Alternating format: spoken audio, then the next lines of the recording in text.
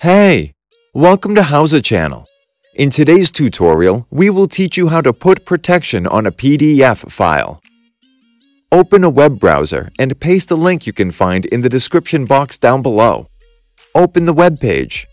Scroll down and click on Download. Set the path and save the file. Open the file we had downloaded. Click on Next in the new window.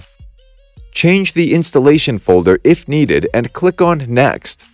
Click Next again and one more time. Click on Install. Click on Finish. Open the PDF Freeze app. Click on Browse. Open the file you need. Make sure all three Prohibit options are checked. Click on Freeze at the top of the app. Set the path and save the file. Click OK in the pop-up window. Open the file and enjoy. Thanks for watching the video. Please like it and let us know if you use any of our tips and tricks. Subscribe to our channel. We upload new tutorials every day. See ya!